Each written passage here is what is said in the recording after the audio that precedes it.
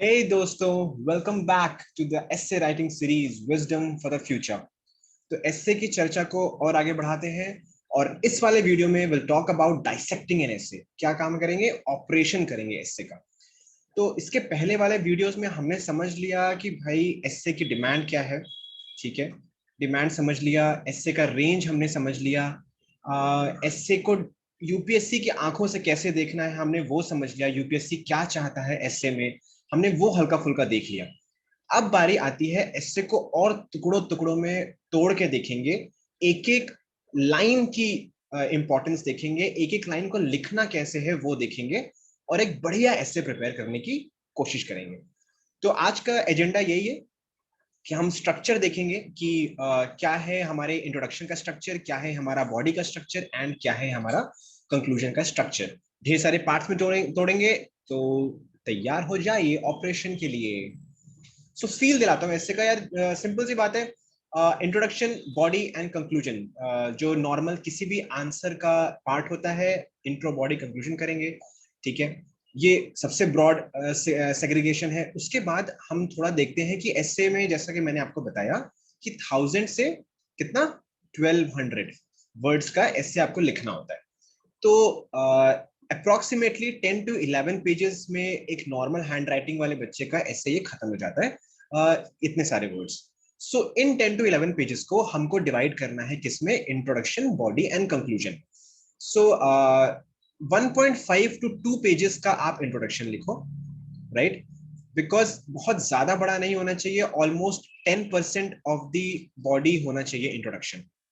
So somewhere around 1.5 2 थोड़ा सा ज्यादा हो जाएगा, बट ये जो 2 होगा, मैं बाद में बताऊंगा कि इसमें एक और कंपोनेंट जुड़ता है। इंट्रोडक्शन में हल्का सा एक छोटा सा कंपोनेंट जोड़ेंगे जिसको मिला के हम इंट्रोडक्शन बोल रहे हैं। सो दैट इज वाई ये 2 पेज तक जा सकता है कभी कभी, अदरवाइज 1.5 पेजेस इनफ। ठीक है, देन 7 to 8 पेजेस की हम बॉडी लिखेंगे। बॉडी बड़ी होनी चाहिए, सबसे ज्यादा फोकस इसी पे होना चाहिए क्योंकि यहीं पे सबसे ज्यादा क्या है? मार्क्स। याद है ना कि मार्क्स कितने अपने? क्या गोल है हमारा? गोल है हमारा 160 मार्क्स। ठीक है, 80 इंटू 2। ऑलराइट, सो इसको ध्यान में रखते हुए हमें इंट्रोडक्शन, बॉडी एंड कंक्लूजन लिखना है। कंक्लूजन ऑलमोस्ट 1 to 1.5 पेजेस का रखेंगे।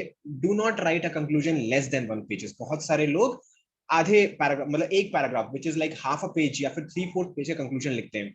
लेकिन होना चाहिए 1 से 1.5, और 1.5 कैसे हो रहा है वो मैं आगे डिस्कस करूंगा। कंक्लूजन का एक प्री कंक्लूजन वाला एक पार्ट होगा जिसको हम डिस्कस करेंगे और उसको मिला के ये 1.5 पेज का बन जाएगा। सो अब पेजेस में डिवाइड कर लिया हमने। ठीक है, नाउ एक और डिवीजन करते हैं। देखो, मैंने पहले वाले वीडियो में बात की थी कि हमको एग्जामिनर के लिए आसान बनाना है एस्से को पढ़ना।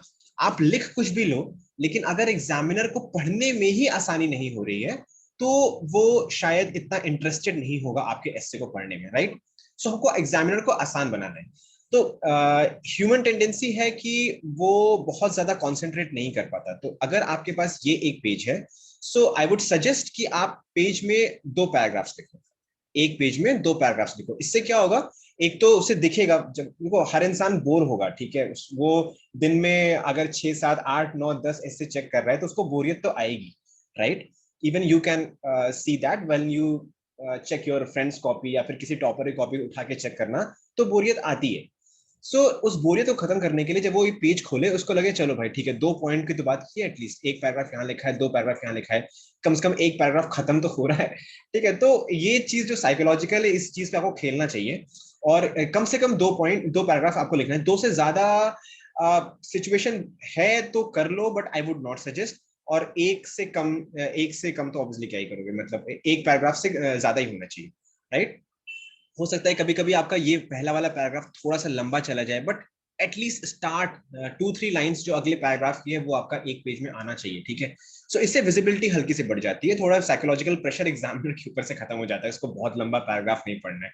सो उस हिसाब से अगर हम देखें, तो अगर हम 1.5 से 2 पेजेस लिख रहे हैं तो अप्रोक्सीमेटली 3 से 4 पैराग्राफ का हमारा क्या हो जाएगा? इंट्रोडक्शन। ठीक है, 7 to 8 पेजेस का अगर हम बॉडी लिख रहे हैं तो what we have to write 14 to 16 paragraphs. ठीक है, and if you are writing 1 to 1.5 pages का conclusion, so approximately 2 to 3 paragraphs we have to write in the conclusion, right? So now the question arises कि total number of paragraphs कितने होंगे? Almost 20 से 22 paragraphs आप total essays में लिखते हो. सो जो लॉजिकल तरीका हो सकता है कि इन 22 पैराग्राफ्स पे, अब हाँ एक चीज और है कि हर पैराग्राफ में, this is a thumb rule, that in each and every paragraph 1 2 3 4 you should have a different idea, you should have a different argument. आप अलग चीज कह रहे हो तभी तो आप पैराग्राफ चेंज कर रहे हो in most cases, right? So you need to have 20 to 22 ideas in your essay. It is, जो मैं 22 आइडियाज की बात कर रहा हूं वो थीसिस का पार्ट नहीं होंगे सारे के सारे. कुछ ही थीसिस के पार्ट होंगे, कुछ एंटी थीसिस के पार्ट होंगे, कुछ वे फॉरवर्ड का पार्ट होगा, कुछ कंक्लूजन का पार्ट होगा और कुछ इंट्रोडक्शन का पार्ट होगा, right? So this is how. तो ऐसे को हमने कितना तोड़ दिया? इंट्रोडक्शन, बॉडी, कंक्लूजन में तोड़ा पहले, फिर इंट्रोडक्शन को पेजेस में तोड़ा, 1.5 से 2 पन्ने लिखेंगे, फिर उन 1.5 हर एक पन्ने को हमने 2 पैराग्राफ में तोड़ दिया. ठीक है, आगे आप देखोगे तो हम उस पैराग्राफ को भी तोड़ेंगे सो दैट एकदम आसान हो जाए हमारे लिए ऐसे लिखना, टफ से टफ ऐसे हम लिख पाए. ठीक है, तो आगे बढ़ते हैं. तो देखो किसी भी ऐसे को लिखने के 2 फॉर्मेट हो सकते हैं जो जनरली लोग फॉलो करते हैं. ये वाला थोड़ा कम फॉलो करते हैं. एक होता है स्टोरी बेस्ड ऐसे आप लिख सकते हो, और एक होता है एक नॉर्मल ऐसे, जो नॉर्मल डिस्क्रिप्टिव ऐसे आपने लिखा, राइट? सो स्टोरी बेस्ड ऐसे में क्या होता है कि सपोज कर लो 2 आपने कैरेक्टर्स ले लिए, राम और श्याम, राइट? एंड उनके बीच का डिस्कशन करते हुए आपने दिखा दिया कि यार ऐसे में जो भी आपको बातें करनी है वो आपने इनके बीच का डिस्कशन करते हुए बता दिया. या फिर थोड़ा सा लोग एक बहुत ही अच्छा और तरीका होता है, ये पहला तरीका था. दूसरा तरीका होता है कि थोड़ा सा एब्स्ट्रैक्ट वे में लिखते हैं. सपोज एक पंछी है, एक बर्ड है जो जो उड़ रही है, तो वो इंडिया, सपोज आपको ऐसे जो है वो इंडिया के बारे में, तो पंछी उड़ रही है, वो ऊपर से इंडिया को देख रही है, हाँ, तो वो क्या क्या बता रही है इंडिया के बारे में. तो ऐसा भी कुछ करके लोग स्टोरीज बना के ऐसे लिखते हैं. थोड़ा सा डिफिकल्ट होता है, definitely you need to be very good at storytelling, तभी आप ये वाला फॉर्मेट यूज कर सकते हो. सो अगर आप अच्छे हो इस तरह के लिखने में, डेफिनेटली नंबर भी आते हैं यार बहुत लोगों के. और अगर लेकिन गड़बड़ हो गया इस वाले में तो फिर नंबर खराब भी हो जाते हैं. ठीक है, तो इसलिए इस वाले जो मॉड्यूल है उसमें हम स्टोरी राइटिंग में बात नहीं करेंगे, स्टोरी की तरह कैसे लिखना है उससे उसकी बात नहीं करेंगे, हम नॉर्मल फॉर्मेट की बात करेंगे. ठीक है, थोड़ा सेफ खेलते हैं भैया. एग्जाम में कैसा ऐसे आएगा, वहां पर स्टोरी निकलेगी कि नहीं निकलेगी प्रेशर में, तो बट एनीवेज अगर आप अच्छे हैं तो you can definitely try. Otherwise हम किस चीज से बात करेंगे? नॉर्मल ऐसे लिखने में बात करेंगे, कैसा होगा स्ट्रक्चर, कैसे लिखना है, क्या करना है, वही इस मॉड्यूल का पार्ट है. दूसरी चीज जो होती है, कुछ लोग हेडिंग्स यूज करते हैं, सब हेडिंग्स यूज करते हैं अपने एसे में. जैसे उनको सोशल डायमेंशन दिखाना है, इकोनॉमिकल डायमेंशन दिखाना है, या फिर काउंटर दिखाना है किसी भी टॉपिक का, तो वो उसको हेडिंग के फॉर्म में और सब हेडिंग के फॉर्म्स में लिखने की कोशिश करते हैं, विच इज ऑल्सो गुड. वहां भी नंबर आते हैं, कोई दिक्कत की बात नहीं है. और कुछ लोग केवल पैराग्राफ्स यूज करते हैं, फ्लो लेकिन बहुत ज्यादा मैटर करता है फिर पैराग्राफ्स में, right? So you should try to use both of these, and I would suggest कि क्योंकि हमारे पास 2 ऐसे होता है, इसलिए थोड़ा डाइवर्सिटी बढ़ाने के लिए और एग्जामिनर बोर ना हो एक ही टाइप के स्ट्रक्चर से, तो आप एक ऐसे में हेडिंग्स एंड सब हेडिंग्स यूज कर सकते हो, और दूसरे ऐसे को दोनों को पैराग्राफ वाइज लिख सकते हो. So this is up to you. ठीक है, ये स्टोरी और नॉर्मल वाले से मैं एक आपको एग्जांपल देता हूँ. जो सिद्धार्थ जैन जिसकी मैं बात कर रहा था, 2015 आईएएस ऑफिसर, तो ही यूज्ड टू से दिस कि भाई स्टोरी हमसे लिखी नहीं जाती थी, हम नॉर्मल ऐसे लिख के आते थे, और नॉर्मल ऐसे भी नंबर आते हैं. और इफ यू से ऐसे अपूर्वा पांडे का अगर आप ऐसे देखोगे तो वो हल्का सा थोड़ा सा इनोवेटिव वे में स्टार्ट करती थी ऐसे. कभी कभी स्टोरीज होता था, कभी कुछ एनेक्डोट या फिर कोई केस स्टडी या किसी किसी और चीज से ऐसे स्टार्ट करते हैं. तो मतलब दोनों दोनों फॉर्मेट यूज होते हैं. स्टोरी वाला थोड़ा कम लोग यूज करते हैं, नॉर्मल तो सभी लोग यूज करते हैं, पर दोनों में नंबर आते हैं. हेडिंग सब हेडिंग आप यूज कर रहे हो तो भी नंबर आएगा, पैराग्राफ यूज कर रहे हो तो भी नंबर आएगा. The only point which is important is that कि एग्जामिनर को समझ में आना चाहिए कि आप लिखना क्या चाहते हो, जो मीनिंग है आपके हर एक वर्ड का, हर एक लाइन का, ठीक है, हर एक पैराग्राफ का जो मीनिंग है और ओवरऑल एस्से का जो मीनिंग है वो एकदम क्रिस्टल क्लियर होना चाहिए एग्जामिनर के दिमाग में. That is the core of it. फिर आप चाहे जैसा एस्से लिखो, right? So this is something we have to keep in mind. आगे बढ़ते हैं, तो इंट्रोडक्शन की बात करते हैं. सो इंट्रोडक्शन को हमने 4 पार्ट्स में डिवाइड किया है, 1 2 3 4. ओके, जरूरी नहीं है कि ये 4 पार्ट इंडिपेंडेंटली अलग अलग आप लिखो, ठीक है। ये चारों पार्ट किसी ना किसी तरीके से आपके इंट्रोडक्शन में आना चाहिए। तो पहला पार्ट क्या है, कनेक्ट। कनेक्ट का मतलब क्या हो गया कि जैसे ही आप एग्जामिनर ने आपका एस्से देखा, पहली लाइन पढ़ के उसको एक कनेक्ट फील होना चाहिए, उसको मन करना चाहिए कि हाँ यार मैं ये एस्से पढ़ता हूँ, है ना। बंदे ने समझ में आया है उसको कि एस्से है क्या, ठीक है। एक इमोशनल चीजें अगर आप एस्से में डाल पाओ, कुछ कोटेशंस डाल पाओ, राइट। सो मैं क्या क्या तरीके होते हैं वो मैं आपको बताऊंगा आगे कि कैसे कैसे हम अपना इंट्रोडक्शन स्टार्ट कर सकते हैं, कनेक्ट कैसे बिल्ड कर सकते हैं, so that I will tell. लेकिन अभी आप ये देख लो, तो कनेक्ट मतलब एग्जामिनर को पढ़ते ही स्पार्क आना चाहिए, वाह चलो बढ़िया स्टार्ट है एटलीस्ट, ठीक है। सेकेंड चीज जो बहुत इंपॉर्टेंट है वो है व्हाट्स हैपनिंग। तो आगे हम एग्जाम्पल के थ्रू चेक करेंगे, लेकिन व्हाट्स हैपनिंग में क्या बताना है आपको कि भाई ऐसे तो मैं लिख रहा हूँ, लेकिन पहले ये जान लो कि दुनिया में हो क्या रहा है ना। हो क्या रहा है उसको, जो हो रहा है उसकी एनालिसिस जो होगी वो हमारा एक्चुअल एस्से होगा। But you will start your essay with हो क्या रहा है, what is happening.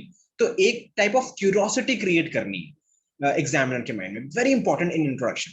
Curiosity create होनी चाहिए कि यार आगे आने वाला क्या है, अच्छा इस ये चीजें हो रही हैं, इस इंसान को पता है कि ये सारी चीजें हो रही है, ठीक है।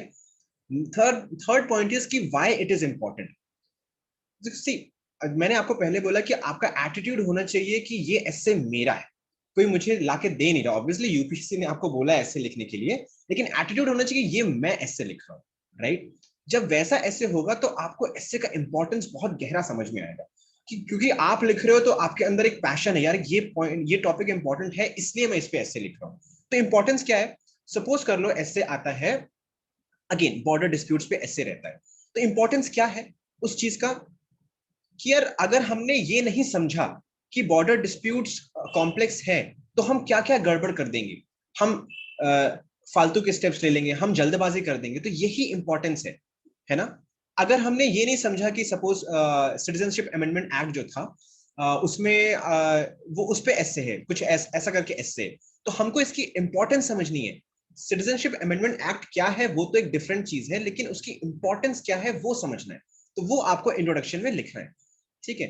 जो फोर्थ पॉइंट है जो कि वेरी इंपॉर्टेंट पॉइंट है वो है थीसिस और एंटीथीसिस।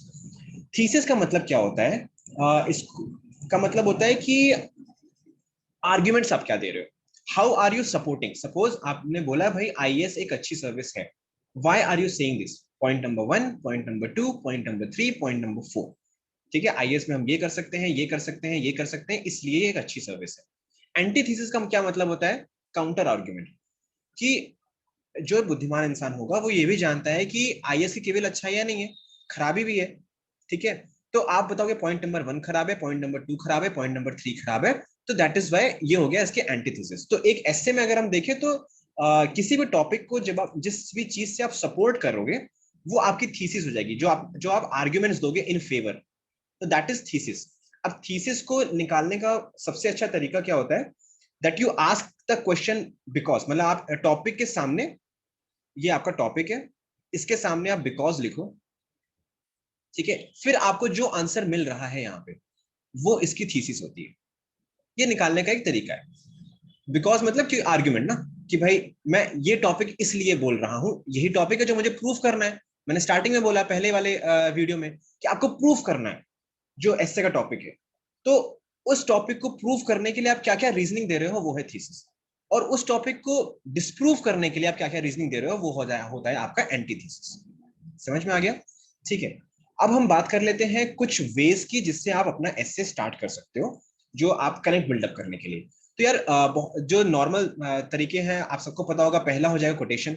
आप कोटेशन लिख सकते हो, बहुत ही रेलेवेंट होना चाहिए वो कोटेशन, बहुत इंपॉर्टेंट है ये ध्यान रखना, ठीक है। ऐसा रैंडम कुछ भी उठा के नहीं डाल दिया। आप क्वेश्चनिंग से स्टार्ट कर सकते हो कि यार यू क्वेश्चन द एस्से या फिर यू क्वेश्चन द स्टेटस को, ठीक है। किसी कुछ एकदम थॉट प्रोवोकिंग क्वेश्चन पूछ के दिखाओ कि अगर क्लाइमेट चेंज पे है, सो कुछ ऐसा क्वेश्चन पूछो कि don't you think that climate change is happening, something like that. मतलब एक अच्छा होना चाहिए जो सिंक में बैठे टॉपिक से, ठीक है। क्वेश्चनिंग से स्टार्ट कर सकते हो। आप मिथ को बर्स्ट करते हुए स्टार्ट कर सकते हो, या फिर मिथ से स्टार्ट कर सकते हो कि ये मिथ है। सपोज पैट्रियार्की है, तो एक मिथ है कि जो विमेन है वो मेल से आगे नहीं निकल सकती, दैट्स अ मिथ। तो एक ऐसा मिथ दिखाते हुए कैसे आप स्टार्ट कर सकते हो, ठीक है। Number 4 can be some kind of a case study. कोई एक स्टोरी आपने उठा लिया, आपने उस स्टोरी में, अच्छा स्टोरी जब आप यूज करोगे इसका थोड़ा सा अच्छा जो एक बेनिफिट होता है वो ये होता है कि आपको डिफरेंट पैराग्राफ्स में ये चीजें नहीं लिखनी पड़ेंगी। अदरवाइज आप जनरल ऐसे लिखोगे तो आपको कोशिश करनी पड़ेगी कि हर एक डिफरेंट पैराग्राफ में ये सारी चीजें आए, राइट। बट स्टोरी में क्या होगा, आप कनेक्ट भी उसी स्टोरी से दिखा सकते हो, व्हाट्स हैपनिंग भी आप उसी स्टोरी से दिखा सकते हो, उस एस्से टॉपिक का जो इंपॉर्टेंस है वो भी आप उसी स्टोरी से दिखा सकते हो, ठीक है। और थीसिस वाला पॉइंट तो खैर आपका पैराग्राफ अलग रहेगा। तो स्टोरी से स्टार्ट कर सकते हैं। फिर समथिंग आप स्टार्ट कर सकते हो कि यार कोई रिसेंट में कोई घटना हुई है, ठीक है, कोई डेटा है, तो you can start with the data कि आप इंपॉर्टेंस दिखाओ कि भाई बहुत ज्यादा क्लाइमेट चेंज है, तो टेम्परेचर बढ़ रहा है, तो सी लेवल राइज हो रहा है, तो समथिंग लाइक दैट कि डेटा आप दिखाओ से so that gravity of the situation पकड़ में आए कि यार ऐसे है, गंभीर ऐसे, वेरी इंपॉर्टेंट ऐसे, ठीक है। और कुछ आप हाँ, कुछ लोग जो होते हैं वो एक काल्पनिक स्टोरी से स्टार्ट भी कर सकते हैं। सपोज एग्जाम्पल तो मैं अभी नहीं दूंगा, बाद में हम जब डिस्कस करेंगे तब हम एग्जाम्पल देते हैं। लेकिन आपने कुछ एक अनरियल स्टोरी दिखाई, जैसे मैंने राम और श्याम की बात की थी, ठीक है, राम और श्याम से भी स्टार्ट कर, तो दैट इज ऑल्सो अनरियल, ठीक है। कोई रियल कैरेक्टर्स नहीं है, तो आप रियल और अनरियल स्टोरी दोनों से स्टार्ट कर सकते हो, बट थोड़ा सा मतलब जज्बा होना चाहिए दिल में कि भाई लिख लो अच्छा ऐसे, ठीक है। और जो हम स्टार्ट कर सकते हैं, मैंने कुछ पॉइंट्स लिखे हैं। You can start with humour, अगर आप हैं उस चीज में अच्छा, ठीक है, एग्जाम्पल्स एंड ह्यूमर से स्टार्ट कर सकते हो। मूवी के किसी कोटेशन से या फिर किसी मूवी के कोई एक सीन बनाते हुए स्टार्ट कर सकते हो, है ना, मतलब मैं उसको इमेजिनरी कहता हूँ कि यार कोई एक सीन बना दिया हमने कि ऐसा हो रहा है, ऐसा हो रहा है, ऐसा हो रहा है, देन उस तरह से आपने कुछ ऐसे को स्टार्ट किया, ठीक है। तो बट ये चीज ध्यान में रखनी है कि किसी भी तरह से स्टार्ट करो, कैसे भी स्टार्ट करो, बट ये जो 4 पॉइंट्स हैं, ये जो 4 पॉइंट्स हैं, ये आपके एस्से में आना चाहिए। आपका कनेक्ट बिल्डअप होना चाहिए, इंट्रोडक्शन में क्या हो रहा है, एक्चुअल रियल लाइफ ग्राउंड पे क्या हो रहा है वो आपको बताना है, क्योंकि उसी के एनालिसिस आपको एस्से में करनी है। क्यों इंपॉर्टेंट है वो टॉपिक वो आपको बताना है, तभी तो लोग आपके पास सुनने आए हैं। और फिर आपको अपना थीसिस और एंटी थीसिस का हल्का सा हिंट देना है कि आप किस चीजों पे के अराउंड एस्से में बात करोगे। ये देना इंपॉर्टेंट क्यों होता है, क्योंकि इससे एग्जामिनर को हल्के सी हिंट मिल जाती है कि क्या बच्चे को समझ में भी आया है कि ऐसे है किस बारे में, उसको थोड़ा सा आसान हो जाता है। आप देखना कि जब आप खुद से कॉपी चेक करोगे किसी की, तो आप देखोगे जिस भी कॉपी में ये चीज लिख रखी है कि मैं आगे अपने एस्से में इन इन चीजों के बारे में बात करूंगा, ठीक है, या करूंगी, तो एग्जामिनर को थोड़ा कनेक्ट बैठाने में आसानी हो जाती है, right. You help the examiner to understand your essay easily, right. That is why this thesis statement and antithesis वाला जो paragraph है, which is very important. Okay, so थोड़ा सा example लेके समझते हैं। Well, I'll take 2 examples. अगर आपको एक में समझ में आ जाए तो you can move forward into the body वाला part. ठीक है। So पहला example जो हम लेते हैं management of Indian border disputes, a complex task. अब ये ऐसे है किस चीज पे, ये सब हमने देख लिया है, टॉपिक को हमने समझ लिया है अपनी पिछली वीडियो में। अब हमको ऐसे लिखना स्टार्ट करना है, उसका इंट्रोडक्शन देना है। तो कनेक्ट कैसे बिल्डअप करोगे, कनेक्ट, अब हर इंसान डिफरेंट तरीके से कनेक्ट बिल्डअप कर सकता है, राइट। एक तरीका नहीं होता, बहुत सारे तरीके होते हैं, यूनिक तरीका हो सकता है। कुछ तरीके हो सकते हैं, जैसे आप पंचशील के बारे में बात कर सकते हो, वो हल्का सा उसको उसको कनेक्ट कर सकते हो बॉर्डर से, ठीक है, कि भाई इतना सारा हमने वादे किए हैं, we have made so many promises, so many principles, but still something of this sort is happening between India China या फिर इंडिया पाकिस्तान या whatever, right. You can start with that, you can start if you have that creativity, you can start with something with a border movie में, अगर आपको कुछ ऐसा याद हो, ठीक है, तो आप वहां से स्टार्ट कर सकते हो, कनेक्ट बिल्डअप करना है, ठीक है। व्हाट्स हैपनिंग में क्या लिखोगे, here you have to give the real life examples कि एक्चुअल में हो क्या रहा है, तो यू टॉक अबाउट कि बॉर्डर इंडियन बॉर्डर डिस्प्यूट्स क्या क्या है। और याद रखना ये केवल एक पैराग्राफ होगा, पूरा एक्सप्लेन नहीं करना, ये बहुत इंपॉर्टेंट है। जो हमारा इंट्रोडक्शन है, हमने देखा है कि 1.5 से 2 पेजेस के बीच में होना चाहिए, 3 to 4 पैराग्राफ्स ही लिखने हैं इंट्रोडक्शन में, और चौथा पैराग्राफ तो यही होने वाला है, थीसिस, ठीक है। तो यही होने वाला है, या फिर तीसरा या चौथा पैराग्राफ यही होने वाला है। तो इसको आपको छोटे में ही लिखना है, लेकिन उन्हीं उसी छोटे में आपको पूरी फील दिला देनी है एससी की, ठीक है। सो व्हाट इज हैपनिंग, थोड़े थोड़े डेटा डाल दो कि यार इतने लोग मर गए, something which makes the situation gravity लाए आपके एससे में, ठीक है। Then why is it important, देखो ये बहुत है, इसीलिए मैंने ये वाला टॉपिक चूज किया है कि ये चीज समझने के लिए कि व्हाई इंपॉर्टेंट वाले में लिखना क्या है। सी, जो इंडियन बॉर्डर डिस्प्यूट्स हैं वो है तो कॉम्प्लेक्स, ठीक है, इंपॉर्टेंट है ये टॉपिक, आप ये टॉपिक लिख रहे हो तो आपके मन में है कि ये टॉपिक इंपॉर्टेंट है। अब ये टॉपिक इंपॉर्टेंट क्यों है? ये टॉपिक इंपॉर्टेंट इसलिए है कि अगर हम लोग ये नहीं समझे कि इंडियन बॉर्डर डिस्प्यूट्स जो है उनका मैनेजमेंट एक कॉम्प्लेक्स तरीका है, अगर इंडियन गवर्नमेंट या फिर इंडियन आर्मी या फिर एज अ सिटीजन हम सब अगर ये चीज नहीं समझेंगे तो हम फालतू के स्टेप्स लेंगे। बॉर्डर डिस्प्यूट सॉल्व नहीं हो रहे, विल स्टार्ट प्रोटेस्टिंग कि भाई करो कुछ करो कुछ करो, ठीक है। बॉर्डर डिस्प्यूट सॉल्व नहीं हो रहे तो इंडियन गवर्नमेंट हो सकता है कुछ गलत स्टेप ले ले, कुछ हड़बड़ाहट में स्टेप ले ले, मे बी वॉर वगैरह हो जाए या फिर थोड़े बहुत छोटे मोटे ही वायलेंट एक्ट हो जाए बॉर्डर पे, है ना। तो अगर हमारे अंदर ये अंडरस्टैंडिंग होगी कि यार जो चीजें हैं, जो इंडियन बॉर्डर डिस्प्यूट्स है वो एक कॉम्प्लेक्स है, तो हम हल्का सा धैर्य रखेंगे। जैसे यूपीएससी एग्जाम है, ये एक कॉम्प्लेक्स एग्जाम है, ठीक है।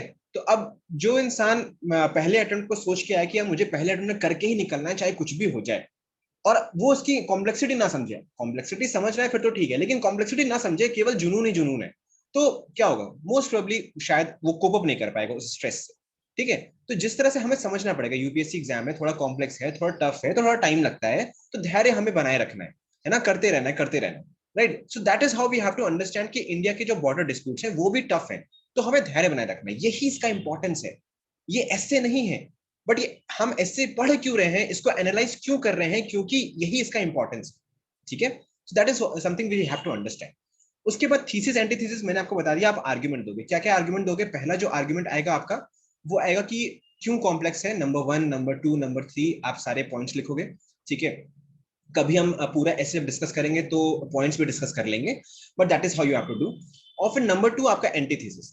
एंटीथीसिस में क्या होगा कि हल्का सा थोड़ा सा चीजें हिडन रखना है कि यार थोड़ा क्यूरियोसिटी बनी रहे कि आप पैराग्राफ कैसे एंड कर सकते हो इंट्रोडक्शन का कि are Indian border disputes really a complex task और there is something else which is at the root cause of the problem.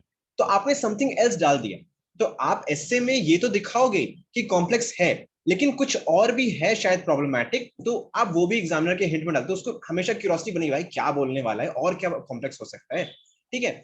So this is how you can do. तो अब आगे, सो नाउ वी हैव एक और example लेते हैं, अगर समझ में आ गया तो you can skip this example. तो यहाँ पे हम बात करेंगे customary morality can not be a guide to modern life. Question समझ लिया था, टॉपिक समझ लिया था पहले ही हमने, ठीक है। अब हम देखते हैं कनेक्ट कैसे बिठाएंगे। कनेक्ट क्या है, कुछ एक, अब देखो कनेक्ट जो है वो कई बार व्हाट्स हैपनिंग से भी बिठा सकते हो, जरूरी नहीं कि कनेक्ट वाला पैराग्राफ अलग होना चाहिए, व्हाट्स हैपनिंग वाला अलग होना चाहिए। It's just that I want you to have a connect with the examiner, उसको बताओ कि यार क्या हो रहा है, उसको बताओ कि इंपॉर्टेंस क्या है, उसको बताओ कि थीसिस क्या है, चाहे अब वो कैसे भी बताओ, ठीक है।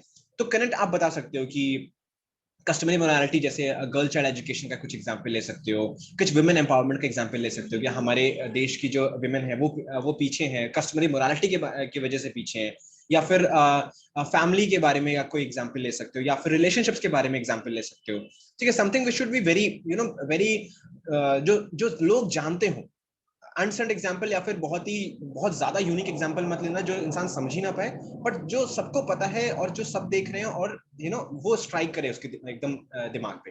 That is how you can build a connect. फिर व्हाट्स हैपनिंग में आप यही चीजें हो रही है कि भाई फैमिलीज ढंग से नहीं चल पा रही हैं, कुछ रिचुअल्स हैं जिसकी वजह से वुमेन पीछे रह जा रही हैं, या फिर कुछ चीजें हम फॉलो करते जा रहे हैं जो नहीं होनी चाहिए, है ना। सो that is how you can start what's happening. What's why it's important, अब देखो यहाँ पे अगेन व्हाई इट्स इंपॉर्टेंट, ये इंपॉर्टेंट क्यों है, क्योंकि अगर हम कस्टमरी मोरालिटी फॉलो कर रहे हैं तो सोसाइटी में बैकवर्डनेस आ रही है ना, बैकवर्डनेस आ रही है तो हमारा नेशन भी बैकवर्ड हो रहा है। अब देखो एक ही पैराग्राफ लिखना है तो एक पैराग्राफ एकदम धांसू होना है और उसमें चीजें आनी चाहिए कि क्यों इंपॉर्टेंट है कस्टमरी मोरालिटी। कस्टमरी मोरालिटी जो है वो क्या प्रॉब्लम क्रिएट कर रही है, ठीक है। हल्का सा आपको यहाँ पे स्टोरी के फॉर्मेट में, एनेक्डोट के फॉर्मेट में, एग्जाम्पल के फॉर्मेट में यहाँ पे आपको दिखाना है कि इसीलिए इंपॉर्टेंट है ये टॉपिक, है ना। मॉडर्न लाइफ के से हमको आगे बढ़ना है ना, हमें प्रोग्रेसिव नेशन बनना है, तो इसलिए ये टॉपिक इंपॉर्टेंट है, कस्टमरी मोरालिटी के बारे में बात कर रहा हूँ, राइट। थीसिस एंटीथीसिस में वही है, जो थीसिस होगा आपका उसमें आप बताओगे कि वाई, ठीक है, customary morality can not be a guide. तो argument number 1, argument number 2, number 3 ऐसे करके आप लिखोगे, ठीक है। फिर एंटीथीसिस में आप लिखोगे कि वाई कहीं कहीं कस्टमरी मोरालिटी हो भी सकती है मॉडर्न लाइफ का गाइड, है ना। ऐसा तो है नहीं कि सारे पिछले हमने जितने भी चीजें सीखी हैं सब कुछ हटा दें, रिस्पेक्ट करना हटा दें एल्डर्स का, है ना, स्पिरिचुअलिटी हटा दें, हर चीज हटा दें, तो ऐसा तो नहीं है।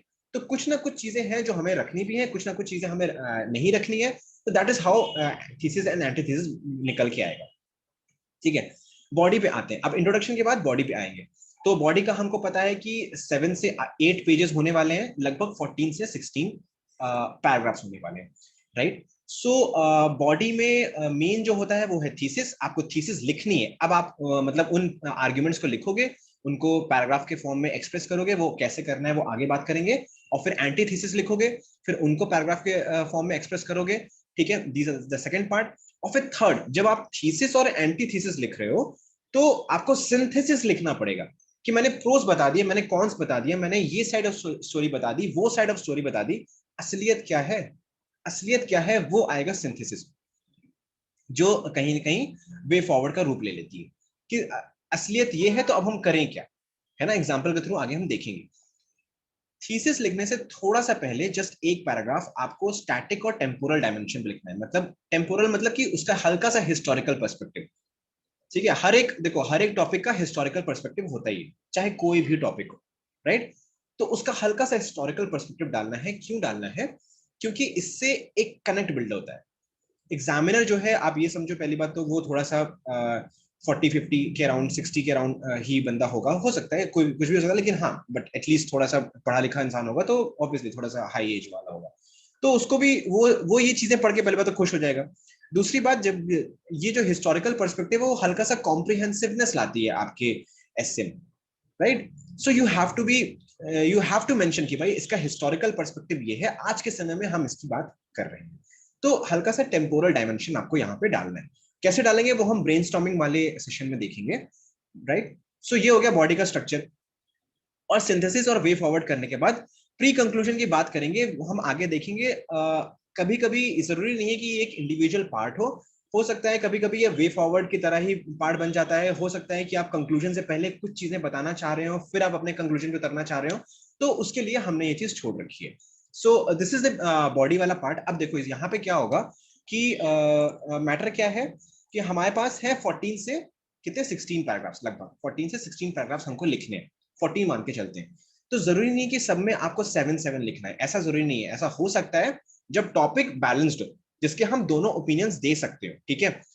हो सकता है कभी ऐसा हो जो टॉपिक थोड़ा सा अनबैलेंस्ड हो, जहां पे हम 10 पैराग्राफ्स इस पे लिखें और शायद 4 पैराग्राफ्स ही एंटीथीसिस लिखें।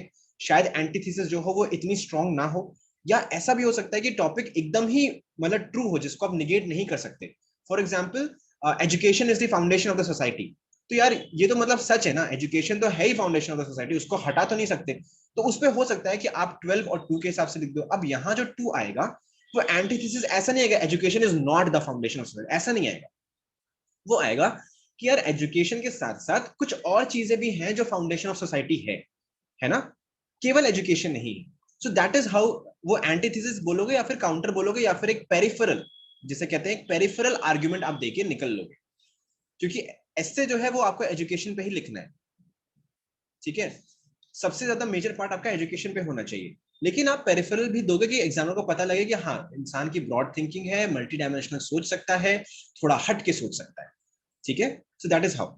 सो फिर उसके बाद आप सिंथेसिस कर दोगे, वो तो खैर 1 या 2 पैराग्राफ का, जैसा भी दो से 3 पैराग्राफ के अराउंड आप वे फॉरवर्ड डालोगे। उसमें 1 पैराग्राफ का सिंथेसिस हो जाएगा, 2 पैराग्राफ का आप वे फॉरवर्ड डाल दोगे। ठीक है, फिर pre conclusion it depends on the essay, कि आपके जो स्ट्रक्चर है उस पर डिपेंड करता है। तो हमने देख लिया कि बॉडी का स्ट्रक्चर कैसा होता है। कुछ पैराग्राफ्स आपको थीसिस में लिखने हैं, मेजॉरिटी ऑफ द पैराग्राफ्स आपको थीसिस में लिखने हैं, फिर एंटी थीसिस में कुछ पैराग्राफ्स लिखने हैं। ठीक है, फिर उसको सिंथेसिस देना है, उसका जो बीच का रास्ता है वो दिखाना है, वे फॉरवर्ड देते हुए कंक्लूजन की तरफ बढ़ना है। ठीक है, तो हल्का सा एग्जांपल ले लेते हैं। अब देखो एग्जांपल में क्या है, वही मैनेजमेंट ऑफ इंडियन बॉर्डर्स का एग्जांपल लेते हैं। इसमें टेम्पोरल डायमेंशन है, जो टीडी है वो टेम्पोरल डायमेंशन है, जैसे मैंने बताया कि होना चाहिए। तो आप इंडियन बॉर्डर डिस्प्यूट्स की थोड़ी सी हिस्ट्री की बात कर लोगे। ठीक है, डिफरेंट डिफरेंट कंट्रीज से हिस्ट्री की बात कर लोगे, उसमें आप स्पेसिफिक चीजें लिखना, 1946 में क्या हुआ, कुछ कुछ कारगिल वॉर, मतलब वॉर वगैरह भी लिख सकते हो। तो मतलब you have to be specific, थोड़ा सा टेम्पोरल डायमेंशन दे दिया। फिर आप आओगे उसके थीसिस पे ना। थीसिस में क्या दोगे कि वाई कॉम्प्लेक्स टास्क है, तो थीसिस क्या दोगे कि because of reason number 1, reason number 2, reason number 3, ये या फिर और भी, मतलब ऑब्वियसली 7 पैराग्राफ्स अगर लिखोगे तो 7 रीजन तक आ जाएगा कि ये 7 रीजन की वजह से वो कॉम्प्लेक्स है। ठीक है, डिस्प्यूट्स के बारे में हम इंट्रोडक्शन में ही बात कर चुके हैं कि क्यों इंपॉर्टेंट है डिस्प्यूट, क्या क्या हो रहा है जमीन पे, बात कर चुके हैं। अभी हम बात कर रहे हैं कि कॉम्प्लेक्स क्यों। ठीक है, फिर आप एंटीथेसिस दोगे कि केवल कि management of Indian border dispute complex केवल इन्हीं कारणों की वजह से नहीं है। ये तो हो गया जनरल कारण जो मतलब एक नॉर्मल इंसान सोचेगा। हो सकता है कुछ और भी गहरी बातें हो। गहरी बातें नंबर 1 कि यार हम शायद सेटल ही नहीं करना चाहते बॉर्डर डिस्प्यूट, जैसे कि चाइना का एग्जांपल ले लें। तो कुछ जो हमारे लर्नर्ड लोग हैं वो कहते हैं कि चाइना चाहती ही नहीं कि बॉर्डर डिस्प्यूट सही हो, है ना, सो दैट वो हमेशा इंडिया में प्रेशर बनाने का एक टूल है वो। तो that is also there complex. फिर कॉम्प्लेक्स कहां से रह गया, हम जब चाहते ही नहीं सही करना। ठीक है, दूसरा है कि यार बॉर्डर डिस्प्यूट तो कॉम्प्लेक्स नहीं है, ये ह्यूमन साइकोलॉजी में ही प्रॉब्लम है, या फिर हम ह्यूमंस के अंडर ही कुछ ना कुछ प्रॉब्लम है कि हम नेगोशिएट नहीं कर पा रहे। ठीक है, हम कोलैबोरेट नहीं कर पा रहे। तो कहीं ना कहीं वही प्रॉब्लम है। बॉर्डर डिस्प्यूट्स तो एज सच कोई खास कॉम्प्लेक्स चीज नहीं है ना। तो ऐसे करके आप एंटीथेसिस दे सकते हो, ऐसे 5-6 पॉइंट्स और बना सकते हो। जब हम एक्चुअल ऐसे डिस्कस करेंगे तो हम डिस्कस करेंगे रियल पॉइंट्स के बारे में। ठीक है, फिर आप सिंथेसिस दोगे। सिंथेसिस क्या दोगे कि यार देखो कुछ तो जेन्युइन पॉइंट्स हैं, ठीक है, और कुछ इस तरह के पॉइंट्स हैं एंटीथेसिस वाले। तो हमको वे फॉरवर्ड क्या करना है कि हमको लेट्स सपोज कि हमको दोनों साइड से टारगेट करना चाहिए, है ना, हमें एक होलिस्टिक सोल्यूशन बनाना चाहिए। ठीक है, हमें थोड़ा टाइम देना चाहिए, हमें हमको दिमाग में रखना चाहिए कि थोड़ा टाइम लगेगा, कॉम्प्लेक्स टास्क है इसलिए टाइम लगेगा। तो ऐसा करके कुछ वे फॉरवर्ड आप प्रिपेयर करोगे और फिर आप प्री कंक्लूजन के बारे में बात करोगे। ठीक है, वो एक्चुअल ऐसे में देखेंगे। एक और एग्जांपल के थ्रू देख लेते हैं कि बॉडी को कैसे करना है। सेम है, कस्टमरी मोरालिटी है। ठीक है, guide to modern life, body start कैसे करोगे, टेम्पोरल डायमेंशन से स्टार्ट करोगे। थोड़ा पीछे क्या हुआ है, may be you can talk about the Indian Renaissance वाला जो हुआ था अपने फ्रीडम स्ट्रगल के समय, उसके बारे में बात कर सकते हो कि वहां पे भी कस्टमरी मोरालिटी के अगेंस्ट ही चीजें उठ रही थी, विडो रिमैरेज वगैरह और गर्ल चाइल्ड एजुकेशन, इन सब के बारे में हम बात कर रहे थे। तो यू स्टार्ट विद थोड़ा सा टेम्पोरल डायमेंशन। ठीक है, then you will come to the thesis. Thesis में क्या डालोगे, again point number 1, customary morality can not be a guide to modern life. क्यों, पॉइंट नंबर 1। क्यों नहीं गाइड कर सकते, पॉइंट नंबर 2। क्यों नहीं गाइड कर सकते, पॉइंट नंबर 3। क्यों नहीं गाइड कर सकते, पॉइंट नंबर 4। ठीक है, कि यार ये हमें बैकवर्ड बनाती है, लोग इसे एक्सेप्ट नहीं करेंगे। ठीक है, ये आज की सिचुएशन को सूट नहीं करती है। ऐसे ऐसे करके कुछ कुछ आप आइडियाज और आर्ग्यूमेंट्स दोगे, राइट। और उसके बाद फिर आप एंटीथेसिस पे आओगे। तो जैसा कि मैंने पहले बताया है, इस वाले टॉपिक में आप थीसिस और एंटीथेसिस दोनों दे सकते हो। तो आप बताओगे कि यार कस्टमरी मोरालिटी जो है वो हमारा हेरिटेज है, सारे के सारे हम मोरालिटीज तो नहीं हटा सकते ना। कुछ तो हम उससे सीखते भी हैं कि कैसे फैमिली को मैनेज करना है। ठीक है, कैसे हमें अपने पॉलिटी को या फिर अपने देश को मैनेज करना है, वो भी कस्टमरी मोरालिटी है कि यार हमें कॉन्स्टिट्यूशन फॉलो करना है, ये सारी चीजें हैं। ठीक है, कैसे हमको आपस में अपने पीयर ग्रुप को ट्रीट करना है, ये भी कस्टमरी मोरालिटी का ही पार्ट है ना। जो हमारी वैल्यूज हैं कि ऑनेस्टी है, काइंडनेस है, करेज है, तो ये सारी वैल्यूज भी तो हमें पहले से ही मिली है, कोई हमने आज तो डिस्कवर करी नहीं है। तो ये सारी वैल्यूज हम हटा नहीं सकते हैं, राइट। सो इसलिए हम तो ये इसका एंटीथेसिस हो जाएगा। फिर आप सिंथेसिस डाल दोगे कि भाई कुछ चीजें हमें रखनी है, कुछ चीजें हमें नहीं रखनी है, और हमें दिमाग में क्या रखना है कि सोसाइटी आगे बढ़े। तो अच्छी चीजें रखो, खराब चीजें हटा दो, और उस तरह से हमको आगे बढ़ना है। ठीक है, एकदम रिजिड नहीं होना है, एकदम फ्लेक्सिबल, थोड़ा फ्लेक्सिबल रहना है, राइट। और सिचुएशन के हिसाब से काम करते हुए आगे बढ़ना है। ये हो गया हमारा सिंथेसिस। ठीक है, वे फॉरवर्ड दिखा दो कि ये चीज हम पाएंगे कैसे, कॉन्स्टिट्यूशन को फॉलो करके, नए लॉ बना के, लोगों को अच्छी एजुकेशन दिला के, वैसे वैसे करके आप 3-4 पॉइंट्स लिख सकते हो वे फॉरवर्ड। ठीक है, फिर प्री कंक्लूजन के बारे में आगे बात करेंगे। चलो, तो अब हो गया, हमने बॉडी का देख लिया कि बॉडी में क्या क्या पैराग्राफ्स होंगे। अब हम आते हैं एक पर्टिकुलर पैराग्राफ। ठीक है, सो ये एक पैराग्राफ है। ठीक है, इसके होंगे 4 parts, right, 1, 2, 3 and 4। So it is not necessary कि ये चारों पार्ट्स जो पार्ट्स हैं, एक्सेप्ट मतलब फोर्थ वाले को छोड़ के, पर ये जो तीनों पार्ट्स हैं इनको आप इसी सीक्वेंस में फॉलो करो, ऐसा जरूरी नहीं है, right. So you can follow them in any sequence, but generally जो देखा गया है वो एडवाइजेबल यही होता है कि you first give your argument. पहली लाइन या फिर एक या दो लाइन में यू गिव योर आर्ग्यूमेंट कि what are you going to talk about in this paragraph. For example, अगर हम मैनेजमेंट ऑफ इंडियन बॉर्डर की बात करें, सो इसमें हम क्या बात करेंगे कि it is a complex task. तो आर्ग्यूमेंट नंबर 1 हमारा क्या हो गया, वी हैव डिफरेंट आर्ग्यूमेंट्स, ठीक है, 7-8 हमने 6-7 हमने थीसिस स्टेटमेंट बना रखे थे। अब मैं उस पर्टिकुलर में से एक आर्ग्यूमेंट की केवल बात कर रहा हूं, ठीक है। सो कॉम्प्लेक्स टास्क क्यों है, क्योंकि इसका एक हिस्टोरिकल डायमेंशन है, that is why it is complex, है ना। केवल प्रेजेंट डायमेंशन नहीं है, हिस्टोरिकल डायमेंशन, इसलिए वो कॉम्प्लेक्स बन रहा है। लोगों के दिमाग में पीछे वाली चीजें भी हैं। ये हो गया हमारा आर्ग्यूमेंट, इस तरह से हम अपना आर्ग्यूमेंट लिखेंगे, ठीक है। सेकंड आएगा कि हमें लिखना है एग्जाम्पल। एग्जाम्पल में क्या लिखना है कि हम जो हमने आर्ग्यूमेंट दिया उसको हम सपोर्ट कर रहे हैं, कि मैं ये आर्ग्यूमेंट बोल रहा हूं, इसको मैं सब्सटैंशिएट भी कर रहा हूं कि ऐसा सच में एग्जिस्ट करता है, राइट। फॉर एग्जाम्पल, अगर हम मैंने यही वाला एग्जाम्पल लें, तो इसमें हम क्या बोलेंगे, हिस्टोरिकल पर्सपेक्टिव है। क्यों, क्या पर्सपेक्टिव है कि भाई इंडिया पाकिस्तान में का जो बॉर्डर डिस्प्यूट है उसको सॉल्व करेंगे, तो पहले कितनी सारी वॉर हमने लड़ रखी हैं, वो सारी यादें भी रहती हैं, इसी वजह से वो सॉल्व नहीं हो पा रहा है, ठीक है। ईगो क्रिएट कर देता है पाकिस्तानी आर्मी के अंदर, है ना, कि भाई हम इतनी बार हार चुके हैं, हम तो सॉल्व ही नहीं करेंगे, है ना। तो ये एक फैक्टर है, ये एक फैक्टर है जिसकी वजह से प्रॉब्लम क्रिएट होती है, right. So this is one. Then you'll talk about the explanation. अब आपने आर्ग्यूमेंट दे दिया, आपने उसको सब्सटैंशिएट कर दिया, अब आप ये एक्सप्लेन करोगे कि ये आर्ग्यूमेंट और ये जो एग्जाम्पल है वो कैसे आपस में फिट बैठ रहे हैं। दिस इज सिंपल एक्सप्लेनेशन, आप एक दो लाइन में अपना पॉइंट एक्सप्लेन करोगे, ठीक है, जैसे एग्जामिनर को एकदम एब्रप्ट ना लगे। हो सकता है वो आपके आर्ग्यूमेंट और आपके एग्जाम्पल के बीच का कनेक्ट नहीं बैठा पाए, है ना, पढ़ते ही, तो आपको उसको एक्सप्लेन करना है, राइट। फिर फोर्थ पॉइंट जो है विच इज वेरी इंपॉर्टेंट, ये हो जाएगा कंक्लूडिंग, कंक्लूडिंग लाइन, या फिर कह लो कि कनेक्टिंग लाइन। जो आपका ये आपका पहला पैराग्राफ था या फिर कोई भी पैराग्राफ था, अब इसकी जो आखिरी लाइनें हैं और जो नेक्स्ट पैराग्राफ है उसमें क्या आने वाला है, ये हल्का सा कनेक्ट बिठाना है। तो या तो आप यहां भी बैठा सकते हो, कुछ लोग यहां पे बैठाते हैं, तो आप कहीं भी कर सकते हो, ठीक है। But then the point of this conclusion, concluding line का जो मेन मोटिव है वो ये है कि वो इस पैराग्राफ का सार लेते हुए, इस पैराग्राफ का समरी लेते हुए इस पैराग्राफ से कनेक्ट बैठाए, ठीक है।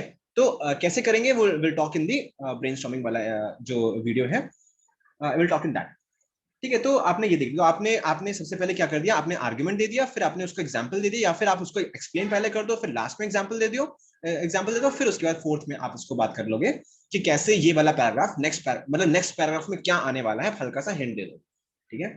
तो एग्जाम्पल हमने ये वाला देख लिया, एक और एग्जाम्पल देख लेते हैं कि कस्टमरी मोरालिटी में हम बॉडी का पैराग्राफ कैसे लिखेंगे। तो again will talk about one thesis statement. एक थीसिस स्टेटमेंट आपने उठाई कि भाई कस्टमरी मोरालिटी क्यों नहीं गाइड हो सकता है। गाइड इसलिए नहीं हो सकता है क्योंकि सिचुएशंस आजकल बदल गई है, राइट। तो ये तो बहुत ही ब्रॉड स्टेटमेंट हो गया कि सिचुएशन बदल गई है, समय बदल गया है, बोलते हैं ना समय बदल गया है। अब आपको इसका एग्जाम्पल देना है कि भाई क्या समय बदला है। आप क्या एग्जाम्पल दोगे कि आजकल विमेन जो है वो भी इकोनॉमी में पार्टिसिपेट करने लगी हैं, राइट।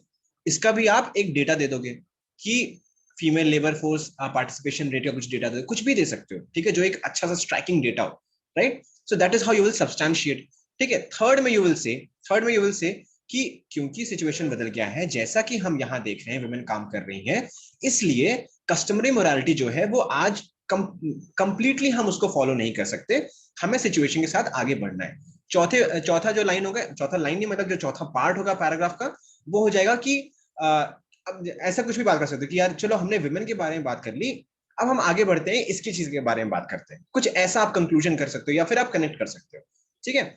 सो ये चारों चीजें जो है आपको दिमाग में रखना है, और जब आप ये चारों चीजें दिमाग में रखोगे तो एक अच्छा फ्लो निकल के आएगा, एग्जामिनर को समझने में आसानी होगी, उसको एकदम साफ साफ दिख रहा होगा, क्लैरिटी होगी कि आप बोलना क्या चाहते हो अपने एस्से में, ठीक है। इसका एक और बेनिफिट है, देखो जब हम ब्रेनस्टॉर्मिंग करेंगे तो अब आपको समझ में आ रहा है अल्टीमेटली करना क्या है एस्से में, भाई पैराग्राफ ही लिखने हैं, ठीक है।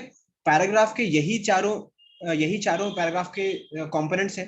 तो ब्रेनस्टॉर्मिंग में क्या करना है, हमको एस्से डेवलप करना होता है, राइट, कि हम एस्से में लिखेंगे क्या असली में।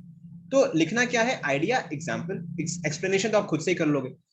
तो ब्रेनस्टॉर्मिंग में हम ये देखेंगे कि हमको यही दोनों चीजें केवल ढूंढनी है अपने दिमाग में, ठीक है। आइडियाज ढूंढने हैं, एग्जाम्पल्स ढूंढने हैं, आइडियाज ढूंढने हैं, एग्जाम्पल्स ढूंढने हैं, यही ब्रेनस्टॉर्मिंग में भी करेंगे, ठीक है। इसीलिए मैंने यहाँ पे बताया कि पैराग्राफ का आपको कॉम्पोनेंट्स पता होना चाहिए, ढूंढना क्या है वो पता होना चाहिए ना, और वो क्या ढूंढना है जो लिखना है, ठीक। चलो आगे बढ़ते हैं। कंक्लूजन की बात करते हैं कि कंक्लूजन का क्या क्या स्ट्रक्चर होता है। तो देखो कंक्लूजन में इसका मोटिव क्या होता है कि आप एक तरह से समरी दे रहे हो, अपने एस्से का हल्का सा समराइज कर रहे हो। जैसे एग्जामिनर ने इतना बड़ा एस्से लिख दिया, पता नहीं वो बोर हुआ कि उसे मजा आया, जो भी हुआ, बट आप लास्ट में उसको समराइज करके बता दो कि भाई मैंने ये पॉइंट्स लिखे थे, क्यों लिखे थे ये सारे पॉइंट्स, उसको समरी के फॉर्म में, एक छोटे फॉर्म में आपको लिखना है। ठीक है, तो पहला उसका पार्ट होता है समराइज करो जो भी आपने बोला। फिर आप सिंथेसिस लिखो, क्योंकि समरी क्या है, आप क्या बोलोगे, थीसिस मैंने ऐसी बोली थी, एंटी थीसिस मैंने ऐसी बोली थी, इनके पीछे का मैंने रीजन ये दिया था, बट अल्टीमेटली मैं क्या बोल रहा हूं, अल्टीमेटली ये सिंथेसिस है। ये हो गया आपके पूरे एस्से का सार। ठीक, ये चीज आपने अपने एस्से में बताया है, थीसिस क्या है, एंटीथीसिस क्या है, सिंथेसिस क्या है, अल्टीमेटली क्या करना चाहिए, वे फॉर्म हमने बता दिया। तो यहाँ पे एग्जैक्टली कॉपी पेस्ट मत कर देना, अपने वर्ड्स में लिखना है। ठीक है, थोड़ा इंटरेस्टिंग बना के लिखना है, थोड़ा इमोशंस डाल के, फीलिंग डाल के लिखना है कि एंड कर रहा है भाई एग्जामिनर तो नंबर अच्छे देके जाए। ठीक है, देखो अब जो थर्ड पॉइंट है ये इंपॉर्टेंट होता है। ये आता है कि भाई क्वेश्चन उठता है जब वो कंक्लूड करेगा कि मैंने तुम्हारा इतना एस्से पढ़ लिया, ठीक है, मैं क्या करूं इस एस्से का पढ़ के, मैं क्या सीखा, ये चीज एग्जामिनर के दिमाग में उठेगी। तो वो क्योंकि उठ रही है इसलिए आप इसका आंसर भी कर दो। So what, I have read your essay, so what should I do with your essay, so you give that answer. जैसे अगर हम एग्जाम्पल लें, इसी का एग्जाम्पल लेते हैं, management of Indian border disputes का, राइट। सो आपने बता दिया कि भाई हाँ कॉम्प्लेक्स होता है, कॉम्प्लेक्स नहीं भी होता है, कुछ और चीजें भी हैं, गहरी चीजें भी हैं। तो सिंथेसिस ये है कि भाई हमें ये चीजें करनी चाहिए। तो अब आप एग्जामिनर को आंसर कर रहे हो कि भाई तुमने मेरा एस्से पढ़ा है, तो अब हमें क्या करना चाहिए कि अब क्या है कि इंडियन गवर्नमेंट को ये सारे स्टेप्स लेने चाहिए, है ना। दैट मतलब आफ्टर रीडिंग दिस एस्से एक नॉर्मल इंसान को समझ में आएगा कि उसे हड़बड़ाना नहीं है, एक इंडियन गवर्नमेंट को समझ में आएगा उसे हड़बड़ाना नहीं है, कंट्रीज को समझ में आएगा कि बॉर्डर जो है वो कॉम्प्लेक्स टास्क होता है, तो घबराओ नहीं, take a mature step. That is what we understand from this essay. ठीक है, तो ये आपने बता दिया। तो एग्जाम का हाँ ठीक है, चलो एस्से पढ़ लिया, तो एटलीस्ट ये मुझे समझ में आया कि मुझे ये चीज सीखना था इस एस्से से। तो एस्से से सीखना क्या था, यही वाला चीज। ठीक है, फिर उसके बाद अल्टीमेट फ्यूचर की बात करेंगे। तो अब आएगा कि यार चलो ये चीज कर लिया, तो अल्टीमेटली हमारा गोल क्या है। सबके दिमाग में एक क्वेश्चन आता है, जो एक अच्छा एग्जामिनर होगा उसके दिमाग में क्वेश्चन आएगा कि यार अल्टीमेटली सब कुछ जान लिया इस एस्से के बारे में, क्यों करना था ये भी जान लिया, बट अल्टीमेटली हमारा गोल क्या है। ठीक है, सो अगर मैं इस वाले जो टॉपिक है उसका एग्जाम्पल लेता हूँ, तो इसका अल्टीमेट गोल क्या है, आप खुद वीडियो पॉज करके सोचो कि बॉर्डर डिस्प्यूट हमें सॉल्व करना है, या फिर हमने उसको समझ लिया कि कॉम्प्लेक्स टास्क है, तो और हमने उसका वे फॉरवर्ड भी दे दिया, तो इसका अल्टीमेट गोल क्या है, हम क्या करने ये सब इतना बड़ा ऐसे लिखे। क्योंकि हमको दुनिया में पीस चाहिए, पीस एंड प्रोस्पेरिटी चाहिए, that is the ultimate thing of this एसे, है ना, राइट। सो इफ अगर ऐसा होगा तो हम आगे बढ़ेंगे, विल मूव फॉरवर्ड एंड अपनी लाइफ आराम से जी सकते हैं। तो अल्टीमेटली तो यही होता है, लाइफ अच्छी होनी चाहिए। ठीक है, तो ये जो एक हल्का सा मतलब एक आपने ब्रॉड कर दिया इससे को, एक वेरी स्पेसिफिक टॉपिक आपने उठाया था, आपको मिला था, आपने उसको एक्सप्लेन करते हुए आपने उस चीज को ब्रॉडली एंड करा। तो जो एस्से का एक मतलब आपको दिखाता हूँ डायग्राम कैसा होता है, this is how the essay diagram goes. ठीक है, देखो मैं बताता हूँ, हाँ, like this. So how you start this is the introduction part, this is the body part, and this is the conclusion part. So how you start the essay is कि आपने एक essay को स्टार्ट किया, broadly आपने start किया कि कुछ connect बिठाते हुए। ठीक है, थोड़ा ब्रॉड कनेक्ट रहेगा वो, है ना। उसके बाद थोड़ा सा आप स्पेसिफिक आओगे कि what is happening on ground, why is it important, और फिर अल्टीमेटली आप केवल एस्से पे थीसिस स्टेटमेंट दे दोगे। ठीक है, that is what you will give. फिर उसके बाद आप बॉडी में आपने उसको एनालिसिस करके दिया, फिर आप हल्का सा ब्रॉड करना चालू करोगे। अब आप एस्से, तो आपका एकदम स्पेसिफिक एस्से है, आपने उस पर एस्से लिखा है, फिर आपने उसको समराइज किया, फिर हल्का सा ब्रॉड हुए कि आपने उसका सिंथेसिस दिया कि भाई ऐसा ऐसा कर लो, फिर थोड़ा और ब्रॉड हुए कि अगर हमने ये जान लिया तो हमें ये करना चाहिए, सो व्हाट वाला चीज जो मैंने आपको यहाँ पे बताया है। ठीक है, फिर उसके बाद आपने एकदम ही ब्रॉड कर दिया अपने एस्से को कि भाई अल्टीमेटली हम किस चीज के बारे में बात कर रहे हैं। तो एस्से का स्ट्रक्चर ऐसा होता है कि हल्का सा ब्रॉड से स्टार्ट करते हो, ठीक है, फिर आप बॉडी डिस्कस करते हो, फिर आप एकदम जो स्पेसिफिक चीज बन जाती है बॉडी में, फिर उसका आप हल्का सा ब्रॉड करके कैसे एंड कर देते हो। तो ये चीज आप ध्यान रखोगे तो सही रहेगा। एक और एग्जाम्पल है, उसको डिस्कस कर लेते हैं। Customary morality can not be a guide to modern life. ठीक है, इसका कंक्लूजन कैसे करेंगे? समरी लिखोगे आप। ठीक है, समरी में वही चीज लिखोगे, थीसिस लिखोगे, एंटी थीसिस लिखोगे कि इस वजह से कस्टमरी मोरालिटी अच्छी है, इस वजह से नहीं अच्छी है।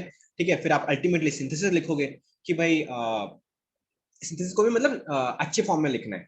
ठीक है, कि कुछ चीजें हमें रखनी है, कुछ चीजें नहीं रखनी है, और इसमें भी आप कोटेशंस डाल सकते हो अपने कंक्लूजन में। जैसे इंट्रोडक्शन को इंटरेस्टिंग बनाना है ना, कोटेशंस डाल के, क्वेश्चंस डाल के, मिथ्स बर्स्ट करके, डेटा डाल के, केस स्टडी डाल के, कोई स्टोरी डाल के, वैसे या कंक्लूजन में भी आप कर सकते हो, स्पेशली सिंथेसिस और ये वाले पार्ट में, सो व्हाट वाले पार्ट में। ठीक है, इंटरेस्टिंग तो बनाना ही अपने कंक्लूजन और इंट्रोडक्शन दोनों को, क्योंकि भाई स्टार्टिंग और एंडिंग अच्छी हो जाएगी तो बॉडी में थोड़ा बहुत टेढ़ा मेढ़ा हो जाएगा तो भी चल जाएगा, राइट।